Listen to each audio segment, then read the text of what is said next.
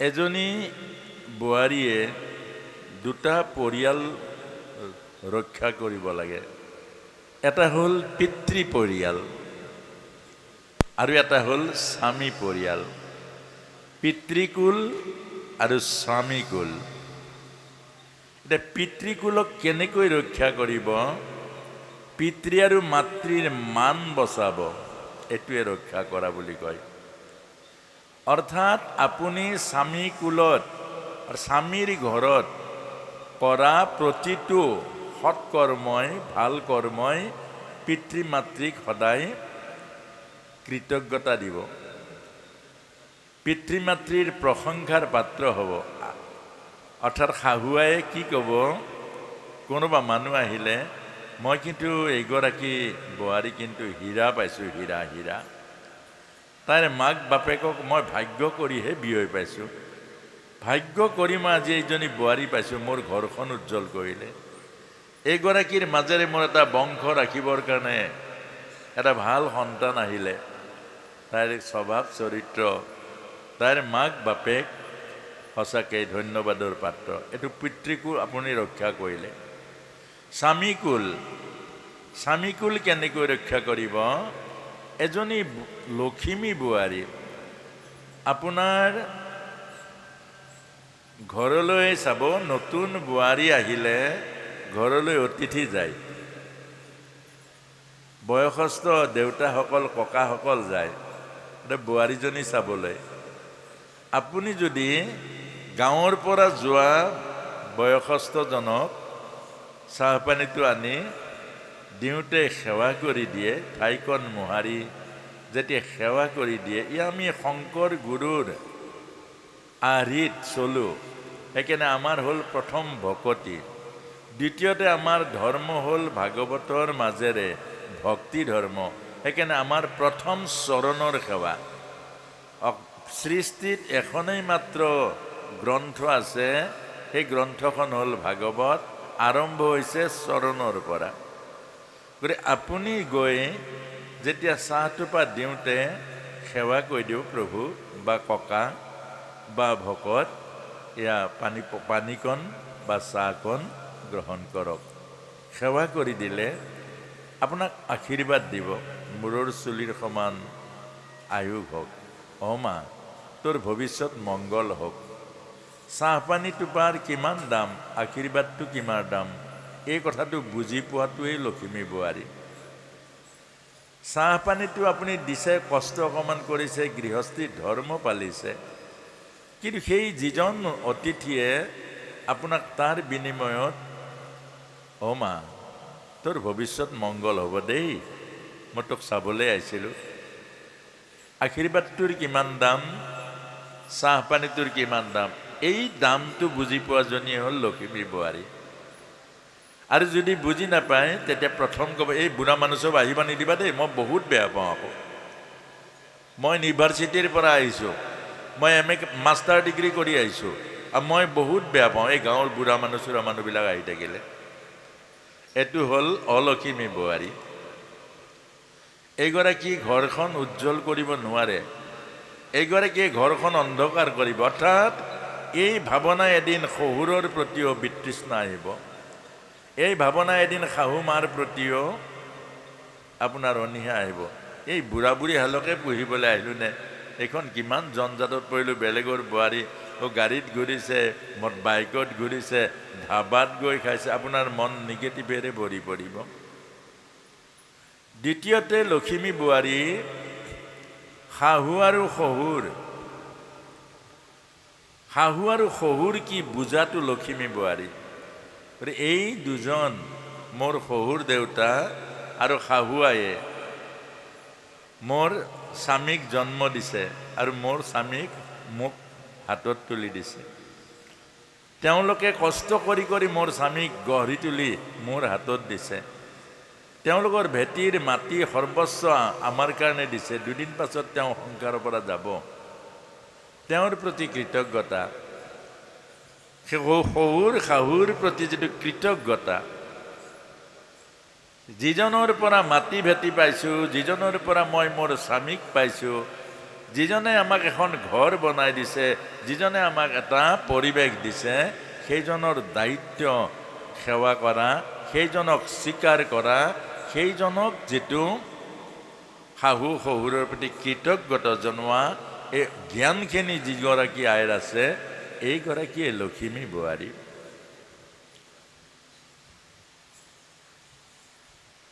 দ্বিতীয়তে, সকলোতকৈ এজনী গৃহিণীৰ সৌভাগ্য গঢ়ি কোনে তোলে? এখন সুন্দৰ গৃহস্থী বনাবলৈ, এটা ভাল সন্তান পৃথিৱীৰ বুকুলৈ নমাই আনিবলৈ কি লাগে? আশীৰ্বাদ। সেইকাৰণে মাটি বেছিও বিয়া পাতে, ভকতৰ আশীৰ্বাদ লয়, ঈশ্বৰৰ আশীৰ্বাদ লয়, হোম যজ্ঞ কৰি দেৱতাৰ আশীৰ্বাদ লয়, অৰ্থাৎ আশীৰ্বাদ। এতিয়া আশীৰ্বাদৰ দুজোপা বৰগছ আপুনি হাততে পায়, শহুৰ আৰু শাহু।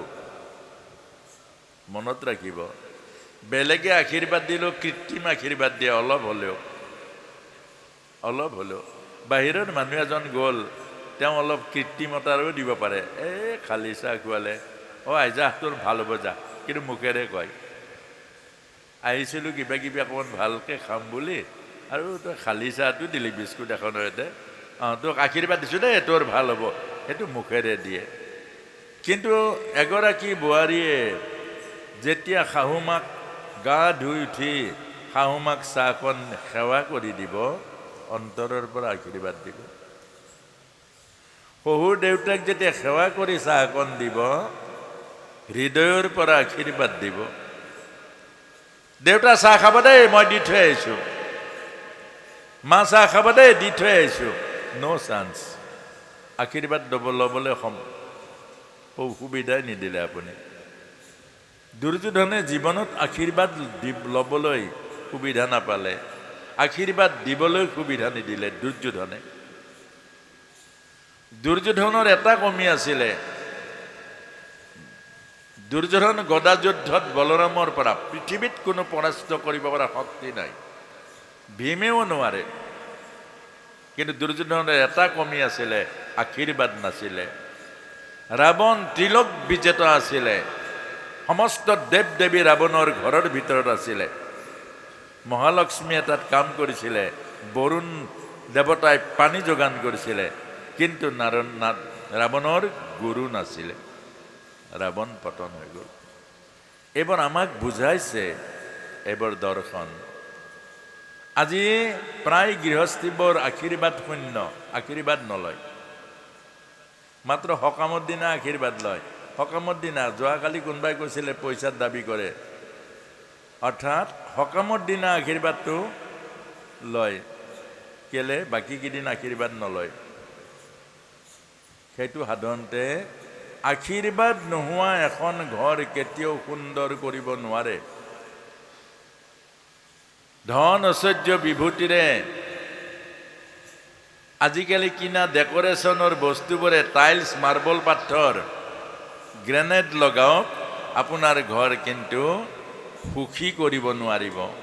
এটা ভাল সন্তানৰ জনক জননী হ'ব নোৱাৰিব যদি আশীৰ্বাদ নাথাকে। এইটো কোনে কৈছে?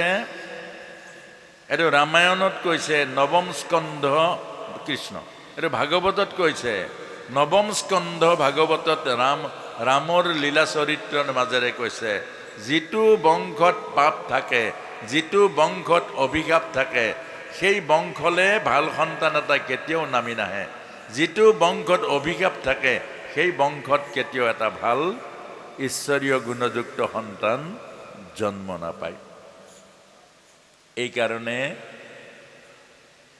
আশীৰ্বাদেই হ'ল জীৱন, অভিশাপেই হ'ল মৃত্যু। সেইকাৰণে শহুৰ শাহুক এই দুজোপা আশীৰ্বাদৰ বৰগছ মনত ৰাখিব। আজি বহু বোৱাৰীয়ে, আজি নতুন প্ৰজন্মটোৱে শহুৰ শাহু অৰ্থাৎ বুঢ়া আৰু বুঢ়ী বুলি প্ৰায় কয়।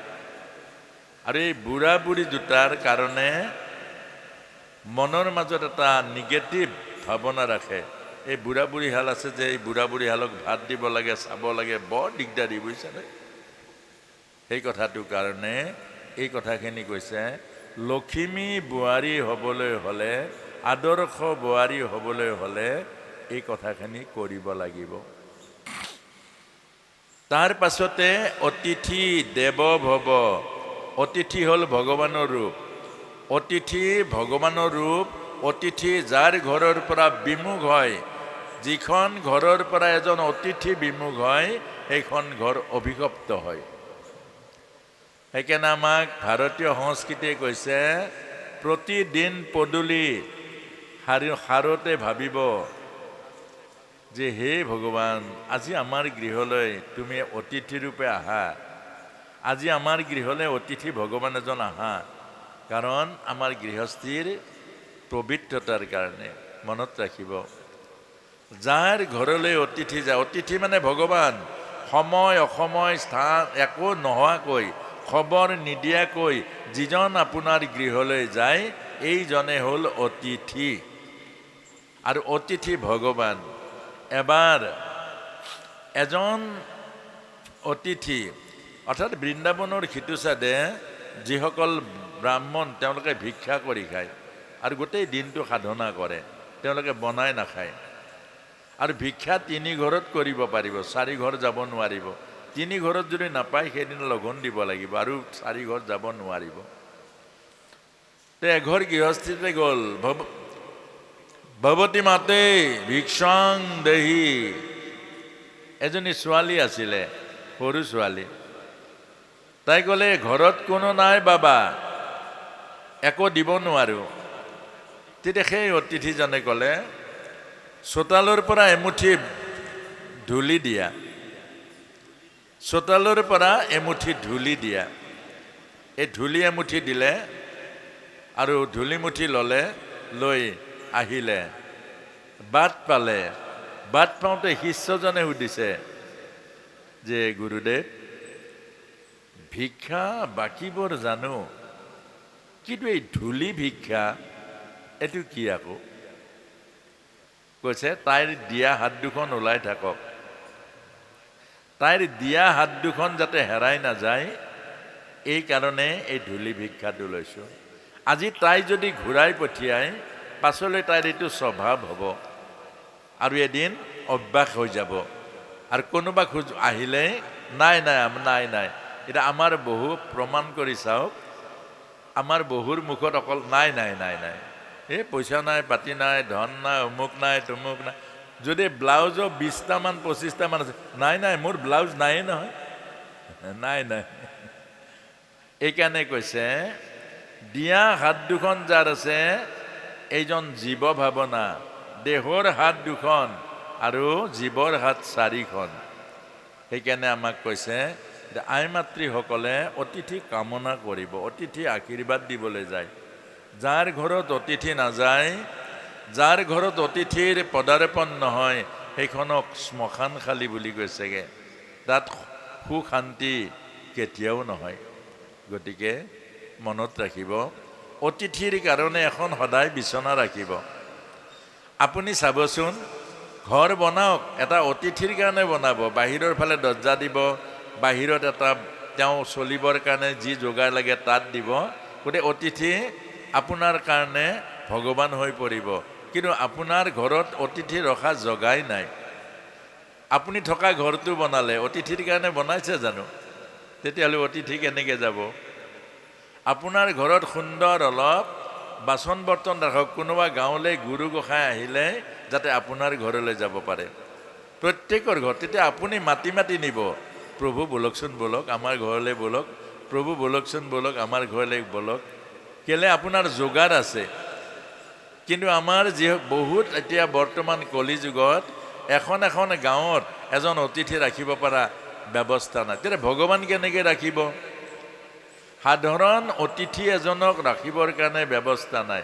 আচ্ছা, ভগৱান আহিলে আপোনাৰ ঘৰলৈ, তেতিয়া আপুনি ৰাখিব জানো? ক'ত ৰাখিব? এজন ভকতক খুৱাবৰ কাৰণে আপোনাৰ ঘৰত সামৰ্থ্য নাই, ভয় কৰে, তে ভগৱান গ'লে কি হ'ব? এটা প্ৰশ্নটো হ'ল, এজন ভকত হ'ল ভগৱানৰ সখী, তে ভগৱান গ'লে কি হ'ব? আপুনিতো ক'বলৈ নাই নাই প্ৰভু আমি ৰাখিব নোৱাৰোঁ। তে ভগৱানকে পাবৰ কাৰণে বিচাৰি আছে আৰু ভগৱান গ'লে ক'ব লাগিব নাই নাই নাই আমি ৰাখিব নোৱাৰোঁ। এইটোৱে বুজাইছে লখিমী বোৱাৰী অতিথি সেৱা। অতিথি সেৱা, কোনোবা এঘৰ গৃহস্থী আলহীলৈ গ'ল, পানী এগিলাচ নোখোৱাকৈ ঘূৰাই নপঠিয়াব। পানীৰ অসুবিধা নাই, এগিলাচ পানী দিব। প্ৰথম কামটো হ'ল এজন অতিথি গ'ল, পানী এগিলাচ প্ৰথম দি ল'ব। এখন ঘৰৰ পৰা অতিথি যদি খালী মুখে যাব লাগে, সেই ঘৰখন সদায় খালী হৈ থাকে। গতিকে কোনোবা মাছ বেপাৰী এটাই গ'ল, মনত ৰাখিব পাই ৰ'বা পানী এগিলাচ খাই যোৱা, কি লোকচান হ'ব? কিবা লোকচান হ'ব নেকি? আপোনাৰ স্বভাৱটো ভাল হ'ব, যে মাতৃত্বৰ স্বভাৱ, মাছ বেপাৰীটোৰ প্ৰতিও আপোনাৰ মৰম জাগিব। কোনোবা এজন যিকোনো মানুহ পালে ৰাস্তাত এনেই ক'ব, বয়সস্থ এজন আহিলে যে প্ৰভু ক'ৰ পৰা আহিলেনো? আহকচোন, আহক আহক আহক, আমাৰ ঘৰলৈ যাওঁ, আহক আহক। ইমান ৰ'দত আপুনি ক'ৰ পৰা আহিলেনো? আপুনি একদম মোৰ দেউতাৰ নিচিনা, আপুনি বলকচোন আমাৰ ঘৰলৈ। আপোনাৰ এতিয়া হৃদয়খন কিমান প্ৰেম আহিব এবাৰ ভাবি চাওকচোন। ইমান প্ৰেম আহিব, দেউতাই হৈ পৰিব। আৰু দেউতা হৈ পৰাৰ লগে আপুনি যাই বিচি দিয়ক, অকণমান দেউতাৰ নিচিনা ভাৱ আহিলে বিচি দিয়ক। তাৰ পাছতে ভৰি হাত ধুবলৈ পানী দিয়ক, যি আছে কিবা অকণমান খাবলৈ দিয়ক, মধুৰ জিভাখন আছে ধুনীয়াকৈ কথা পাতক। তাৰ পাছতে পদূলিলে আপুনি পঠিয়াই দিয়ক, যি আছে কিবা অকণমান দি। সেইজনে গোটেই বাটটো আশীৰ্বাদ দিব যে বৰ ভাল লাগিল বোৱাৰীজনী, কেনেকৈনো তাই মোক নিজৰ জীৰ নিচিনা, কিমাননো আলপৈচান ধৰিলেও, কিমাননো মোক বেছি দিলেও, তাইৰ মংগল হ'ব দেই। 50টা সকাম নাপাতিলে হ'ব আপোনাৰ, এইটোতেই 14 পুৰুষৰ ফল পাব। এইবোৰ লখিমী বোৱাৰী। ইয়াত পইচা নালাগে, জীৱন সাধনাত পইচা নালাগে। পইচা ধন অনৰ্থৰ মূল। যিমান ধনেৰে মানুহক কিনিব নোৱাৰি, ধনেৰে ভগৱানক কিনিব নোৱাৰি। ধনেৰে দেৱ দেৱীক সন্তুষ্ট কৰিব নোৱাৰে, লোভীয়া মানুহক খুৱাই সন্তুষ্ট। আমাৰ লাগে সেৱা আৰু পবিত্ৰ হৃদয়ৰ ভাৱনা। ধনেৰে নাপায় ভগৱানক। এবাৰ সত্যভামা আৰু ৰুক্মিণী মায়ে ভগৱানৰ 1 নম্বৰ ৰুক্মিণী মা, কেলে টোপোলা বন্ধা। এতিয়া সত্যভামাৰ মনত মাজতে অকণমান এনেকুৱা এটা ভাৱ আহে আৰু হিংসা এটা আহে যে মোতকৈ ভগৱান ৰুক্মিণীৰ ওচৰলৈ বেছিকৈ যায়, অলপ বেছি মৰম কৰে। সেইকাৰণে মনটো মাৰি বহি আছে। দেৱৰ্ষি নাৰদ গ'ল। দেৱৰ্ষি নাৰদ গৈ দেখিলে সত্যভামা মাৰ মনটো বৰ, কৃষ্ণৰ পত্নীৰ মন বেয়া, এইটো ভাবিবই নোৱাৰে। কৃষ্ণৰ পত্নী যি জগতৰ ঈশ্বৰক স্বামী কৰি পালে, এই জগতৰ ঈশ্বৰক স্বামী কৰি পোৱাৰ পাছত মন বেয়া, কথাটো কি? নাৰদ মুনিৰ বহুত ৰস লাগিলে। ৰস লাগি সুধিলে, মা কি হ'ল? মনৰ মাজত দেখোন নাই আনন্দ নাই। বোলে দেৱৰ্ষি কথা এটা। বোলে কি? যে ভগৱান ৰুক্মিণীৰ ঘৰলৈ বেছিকৈ যায়। নাৰায়ণ নাৰায়ণ, মানে নাৰদ মুনি কৃষ্ণৰ পত্নীৰ মাজতো জেলুচি আছে। বহুত ৰস পালে দেৱৰ্ষিয়ে। কৃষ্ণৰ পত্নী হোৱাৰ পাছতো, অৰ্থাৎ কৃষ্ণৰ ভকত হোৱাৰ পাছতো ওচৰৰ ভকতজনক হিংসা কৰে। আচৰিত, এইটোৱে দেখুৱাইছে। অৰ্থাৎ তাৰ পাছতে ক'লে যে তুমি কিবা এটা উপায় কৰি দিব নোৱাৰে? কিবা এটা উপায়, দোল তাবিজ, কিবা এটা মন্ত্ৰ তন্ত্ৰ। আমাকো তেনেকৈ আহে। ভাগৱতৰ নিচিনা এটা অনুষ্ঠানত আহোঁ, তাতো দোল তাবিজ বিচাৰে। ভাগৱতলৈ আহিলেই 7 পুৰুষৰ কল্যাণ হয়। ইয়াত অনুষ্ঠান হৈছে, ওচৰৰ পৰা আহিবলৈ সময় নাই, ইয়াত বহি কথা শুনিবলৈ সময় নাই, ইয়াত সেৱা এটা কৰিবলৈ সময় নাই, ইয়াত অকণমান ঝাৰু মাৰিবৰ কাৰণে সময় নাই। আকৌ কেতিয়াবা আহে যে দোল তাবিজ বিচাৰি। এই কথাটোকে, আমাৰ জীৱনৰ কল্যাণবোৰ ক'ত লাগি আছে আৰু আমি ক'ত বিচাৰিছোঁ? এতিয়া নাৰদ মুনি ক'লে মা কাম নহ'ব। কৃষ্ণ যোগেশ্বৰ সকলো যাদু মন্ত্ৰৰ ওপৰত হ'ল কৃষ্ণ। কৃষ্ণ কাল আৰু মায়াৰ ওপৰত। কৃষ্ণ কাল মায়াই যাদু মন্ত্ৰই তন্ত্ৰ মন্ত্ৰই এইটো একো কৰিব নোৱাৰে। পিছে এটা কাম কৰিব পাৰোঁ। বোলে কি? যে তুমি কৃষ্ণৰ পত্নী নোহোৱা জানো? বোলে হয়। তুমি মোক দান কৰি দি দিয়া। তুমি মোক দান কৰি দিয়া। পত্নীৰ অধিকাৰ আছে, কৃষ্ণক দান কৰি দি দিয়া। দে হ'ব আৰু। অৰ্থাৎ হ'ব বুলি কোৱাৰ পাছতে হাতত পানী ল'লে, ডবৰিবন চাউল ল'লে, লৈ ক'লে মই মোৰ স্বামী কৃষ্ণক নাৰদ মুনিৰ হাতত দান কৰিলোঁ। নাৰদ মুনি হাত পাতি লৈ ল'লে। লোৱাৰ পাছতে কৃষ্ণটো প্ৰভু লীলাময়হে, তেওঁতো আছে আৰু তেওঁ আৰু ওচৰত আহি পালেই আৰু। পোৱাৰ পাছতে নাৰদ মুনি কি কৰিলে? খুটি তাল জৰা ভগৱানৰ হাতত দি দিলে। দি ক'লে বোলা এতিয়া। তাৰমানে তোমাক মই অকলে অকলে ঘূৰি ফুৰিছোঁ, তোমাক লগ এটা পালোঁ। গতিকে তোমাক যেতিয়া লগ পালোঁ এতিয়া বোলা। কৃষ্ণক আৰু লৈ নাৰদ মুনি যেতিয়া যাবলৈ ওলা সত্যভামাৰ মাৰ মুখটো ক'লা পৰি গ'ল। আৰু দেৱৰ্ষি কথাটো কি? কথাটো কি? কথাটো তেনেকুৱা নাৰদ গ'লে আৰু এড্ৰেছ নাই নাৰদৰ, ঘৰ নাই নাৰদৰ, কোনো ফোন নম্বৰ নাই। আৰু লৈ গ'লে ভগৱানক ক'লৈ লৈ যাব কোনো পাত্তা নাই। বহুত ভয় খাই গ'ল। তে ক'লে দেৱৰ্ষি সেইটো কথাটো নাছিলে নহয়। বোলো মাতে কি কথা আছিলে? বোলে তুমি কৃষ্ণক মোৰ কিবা এটা মোৰ কৰি দিয়াহে কথা এটা আছিলে। তেতিয়া তুমি কিনি ল'ব লাগিব। তুমি এতিয়া কিনি ল'ব লাগিব, ওজন কৰি ল'ব লাগিব। বোলে কি যে এই কটা তোলা শ্ৰেণীত বহুৱাই দিম, এফালে কৃষ্ণ এফালে ধন দিব লাগিব। তেতিয়া ভগৱান কৃষ্ণক এই তোলা শ্ৰেণীৰ এফালে বহুৱাই দিলে। সত্যভামাই ক'লে কোনো অসুবিধা নাই, কেলে ট্ৰাংকে ট্ৰাংকে আছে সত্যভামাৰ তাত। হীৰা মাণিক মুকুতা স্বৰ্ণ যিবাৰে মুদ্ৰা কিমান কোটি কোটি আছে। ভগৱান কৃষ্ণ পত্নী নহয় জানো? এই কোনো চিন্তা নাই। আমাৰ ধনীবিলাকে পটকাই কোনো চিন্তা নাই, ৰুটি ভাজি পনীৰ খুৱাই দিম, ভকত লাইন লাগি যাব। সঁচাকৈ লাইন লাগিছে এতিয়া। আকৌ এতিয়া গাঁৱত ভকত নাথাকে, আকৌ টাউনলৈ যায়। কেলে ৰুটি ভাজি পনীৰ যিটো সোৱাদকৈ বনাই মছলা দি কাৰিকৰে একদম পুৰা দি দিয়ে।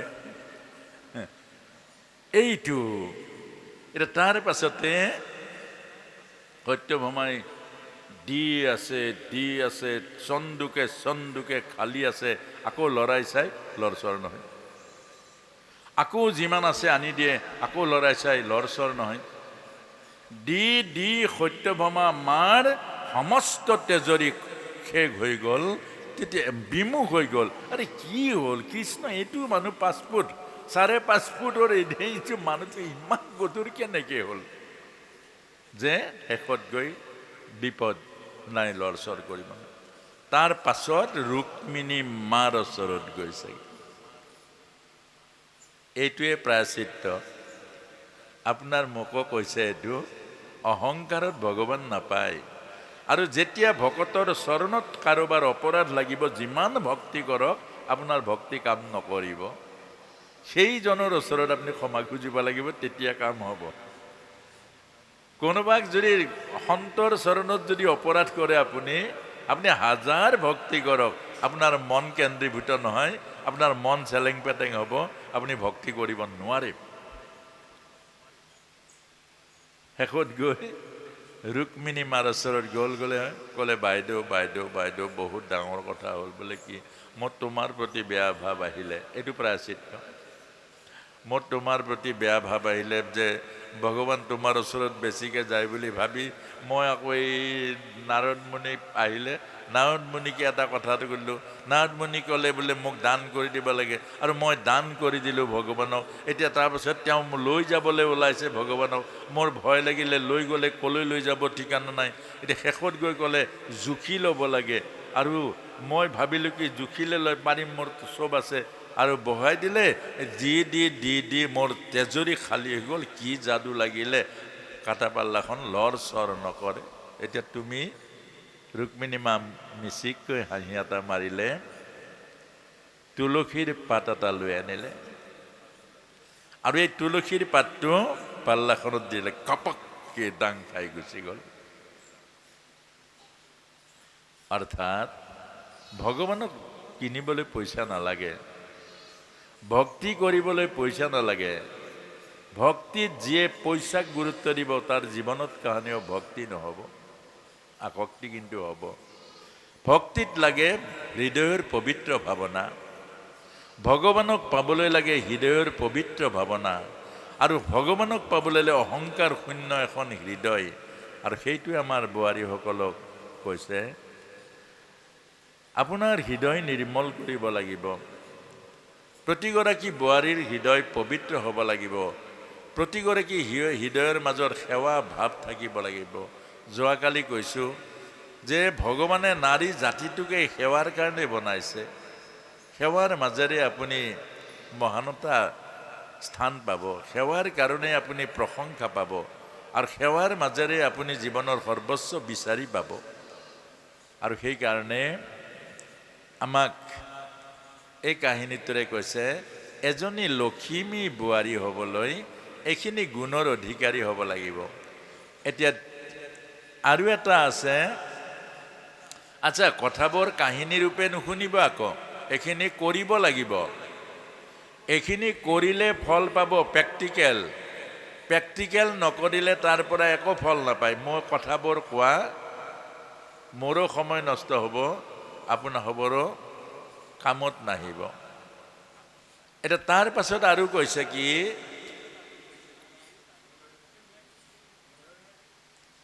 তাৰ পাছত আৰু কি কৈছে, লখিমী বোৱাৰীৰ গুণখিনি কৈছোঁ। পদূলি মুখখন সুন্দৰ কৰি ৰাখিব। আমাৰ ঘৰৰ পদূলি মুখখন ধুনীয়াকৈ ৰাখিব, ফুল চুল দুখন ফুলনি ৰাখিব। কেলে, ঘৰৰ পদূলিটো যাৰ সুন্দৰ, ৰাস্তাৰে যোৱা মানুহে আশীৰ্বাদ দি যায়, আৰু ঘৰৰ পদূলি যাৰ লেতেৰা, ৰাস্তাৰে যোৱা ভকতে অভিশাপ দি যায়। চাই ল'ব, ৰাস্তাৰে যোৱা প্ৰতিজন ভক্তই আপোনাৰ পদূলিটো দেখা পাবই। আপোনাৰ পদূলিটো যদি ধুনীয়া ফুলনি আছে, ধুনীয়া কৰি ৰাখিছে, তেতিয়া আপোনাক আশীৰ্বাদ দিব, মানুহঘৰ বৰ ভাল দেই, বোৱাৰীজনী কি চাগে সুন্দৰ, ইমান সুন্দৰকৈ ফুলনি ৰাখিছে, ইমান সুন্দৰ, ইহঁতৰ মংগল হ'ব, ইহঁতৰ কল্যাণ হ'ব, শুভ দৃষ্টি পৰিব। শুভ দৃষ্টিয়েই হ'ল আশীৰ্বাদ। আৰু যদি লেতেৰা কৰি থয়, প্ৰতিজন মানুহ, ইহঁত সঁচাকৈ বহুত লেতেৰা মানুহ দেই, এই পদূলিটো, ঘৰৰ পদূলিটো ইমান লেতেৰা কৰি ৰাখিছে, ইহঁত বহুত লেতেৰা মানুহ। হৰমুখে নৰমুখে সমান। আকৌ কৈছোঁ, হৰমুখ আৰু নৰমুখ, হৰ মানে শিৱ আৰু নৰ মানে জীৱ। গতিকে এই যিটো অশুভ দৃষ্টি পৰিব আপোনাৰ ঘৰৰ প্ৰতি, বহুতে কয় যে শনিয়ে ধৰিছে, ৰাহুৱে ধৰিছে, শনি ৰাহু নাই এইবিলাক। শনি ক'ৰ পৰা ধৰিব? শনি দেখিছে নেকি কোনোবাই? হে দেখিছে? মই হ'লে দেখিছোঁ ঢেৰ। যিজনে ধলং পলংকে আহে ৰাতি ঘৰলৈ, এইজন মহাশনি। যিখন ঘৰলৈ ল'ৰা আছে, ছোৱালী আছে, যিখন ঘৰত পত্নী আছে, সেইখন ঘৰলৈ যদি ধলং পলংকে আহে, এইজনতকৈ ডাঙৰ শনি আৰু পৃথিৱীত ক'তো নাপায়। এই জ্ঞানটো নাই যে ল'ৰাটোৱে দেখি মোৰ লাইনটো ল'ব, সেই ল'ৰাটোৰ মূৰটো মই খাবলৈ ওলাইছোঁ। মই বাপেক হিচাপে তাক পবিত্ৰতা আনিব লাগে, তাক সৎ উপদেশ দিব লাগে, সৎ আৰ্হি দেখুৱাব লাগে, সৎ সংগলৈ নিব লাগে, ভাল ঠাইলৈ নিব লাগে। বাপেকৰ দায়িত্ব আৰু কৰ্তব্য। আৰু মই বাপেক হিচাপে তাক কুসংস্কাৰ দিছোঁ, হৃদয়ৰ মাজত বেয়া বস্তু খাই। ইয়াতকৈ ডাঙৰ শনি আৰু আছে জানো? গধূলি প্ৰাৰ্থনা কৰিব লাগে, চব পৰিয়ালটো মিলি। মইতো আৰু গিৰিয়েক ঘৈণীয়েক লগাইছে কাজিয়া কীৰ্তন, বাহ, তাতকৈ শনি ৰাহু আৰু কিবা আছে? এইটোৱে ৰাহু, এইটোৱে শনি। নিয়মত থাকক, শনি ৰাহু কেতু আপোনাৰ জীৱনলৈকে কেতিয়াও নাহে। আৰু সেই কথাটোৱে কৈছে যে আপুনি আপুনিয়েই শনি, আপুনিয়েই ৰাহু, আপুনিয়েই কেতু, আপুনিয়েই শিৱ, আপুনিয়েই ভগৱান কৃষ্ণ, আপোনাতেই চব দেৱ দেৱী আছে। মোক বাদ দি জগতত একো বস্তু নাই। এই 14 ব্ৰহ্মাণ্ডৰ যিটো শৰীৰ, এই তলত 7 খলপ, ওপৰত 7 খলপ, ওপৰৰ ফালে স্বৰ্গ আৰু তলৰ ফালে পাতাল, সুতল, ৰসাতল, তলাতল। এই 14 ব্ৰহ্মাণ্ডৰ এই শৰীৰটোতে চব দেৱ দেৱী, গ্ৰহ নক্ষত্ৰ সকলোবোৰ ইয়াতেই আছে। ইয়াতেই ৰত্নাকৰ আছে, ইয়াতেই বাল্মীকি আছে, ইয়াতেই কালিদাস আছে, মহামূৰ্খ আগত বহি গুৰি কাটা, আৰু ইয়াতেই কালিদাস ওলাই যাব যে মহাকবি কালিদাস। গতিকে এই বাহিৰা কথাবোৰ নকৰিব। গীতা ভাগৱতে যিটো উপদেশ দিছে, ধৰ্মই যিটো উপদেশ দিছে, এইমতে চলক। দৌল তাবিজৰ কোনো প্ৰয়োজন নাই। এই কথাবোৰে এটা এটা তাবিজ, কথাবোৰে এটা এটা আপোনাৰ জীৱনলৈ দৌল। গতিকে এই কথাখিনি আই মাতৃসকলক কৈছে। এইটোৱেই হ'ল লখিমী বোৱাৰী। মই য'ৰ য'ৰ পৰা আহিছোঁ কৰ্মশালা কৰি, আই মাতৃসকলে মোক পঠিয়াই দিয়ে, প্ৰভু আপুনি যাওক, আমাৰ আৰু কোনো আৰু উপদেশ নালাগে। আমি আমাৰ ঘৰ চলাই আপোনাক দেখুৱাম, আমি আমাৰ ঘৰ বনাই দেখুৱাম, আৰু আমি আমাৰ ঘৰৰ আপুনি কোৱা প্ৰতিটো আখৰে আমি ঠিক কৰি ল'ম। এতিয়াও সেইবোৰ গাঁও, কছাৰী গাঁও, সোণোৱাল গাঁও আৰু ভিতৰত থকা আহোম গাঁওসমূহ এতিয়াও আমালৈ ফোন কৰে। গতিকে মনত ৰাখিব, এইখিনি কথা উপেক্ষা যদি কৰে লোকচান আপোনাৰ হ'ব। কেলে গীতাক অপমান কৰা হ'ব আৰু ভগৱানৰ অৱতাৰৰ অৰ্থ নাথাকিব। গতিকে এই কথাখিনি পালন কৰিবলৈ নিজৰ ঘৰৰ কাৰণে, কোনো ধৰ্মৰ কাৰণে পালিব নালাগে, সমাজৰ কাৰণে। আমি প্ৰত্যেকজন ব্যক্তি যদি সুন্দৰ হৈ যাওঁ, এখন সুন্দৰ সমাজ হৈ যাব। আমি প্ৰত্যেকজন ব্যক্তি যদি সদাচাৰী হৈ যাওঁ, এখন সমাজ সদাচাৰযুক্ত হ'ব। আমি প্ৰত্যেকজন ব্যক্তি যদি আধ্যাত্মিকতাৰে জীৱন উজ্জীৱিত কৰোঁ, এখন আধ্যাত্মিক সমাজ হ'ব। ব্যক্তি সমাজেই হ'ল সমষ্টি সমাজ। গতিকে এইখিনিকে আমাক কৈছে আই মাতৃসকলে। বেছি টান কাম জানো? একো টান কাম নহয়, ধুনীয়া কৰিব।